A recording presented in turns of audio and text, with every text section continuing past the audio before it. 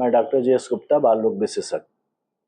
कई गार्जियन आते हैं, उनका कंप्लेन होता है कि डॉक्टर साहब मेरा बच्चा कुछ भी मिलता है, जैसे चाक, पेपर, खड़िया, मिट्टी, पेंट, कुछ भी जो है उसको खाता रहता है। तो ध्यान दें, यदि ये बच्चा ये सब आइटम आपको 1 महीने से ज़्यादा खा रहा है और जनरली बच्चा 2 साल से 7 साल के बीच में है, तो इसको मेडिकल लैंग्वेज में पाइका कहते हैं। यह एक ईटिंग डिसऑर्डर है।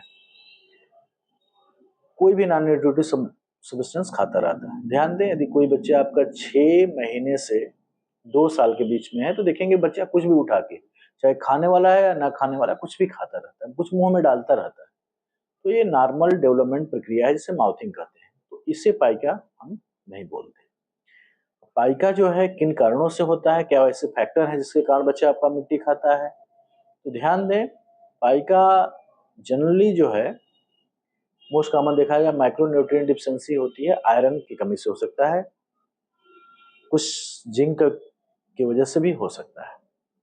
दूसरा होता है बच्चे का कोई जो है मेंटल कंडीशन हो, जैसे बच्चा आपका यदि ASD है, ADHD की यदि प्रॉब्लम है, तो उसमें ये सब पाइका के हिस्ट्री कंप्लेन ज़्यादा मिलती है।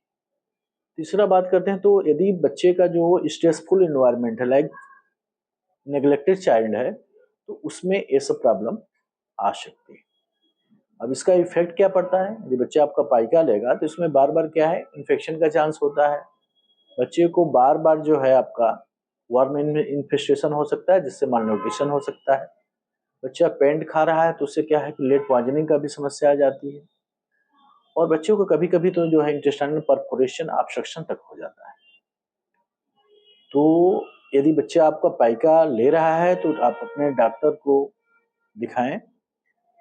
उनकी बेसिक इन्वायरमेंट, आयरन प्रोफाइल और कुछ इन्वेस्टिगेशन करके जो कमी है उसको, आयरन जैसे कमी है तो उसमें आयरन सप्लीमेंट 3 महीने देने से, आयरन रिच डाइट देने से इम्प्रूवमेंट हो जाता है।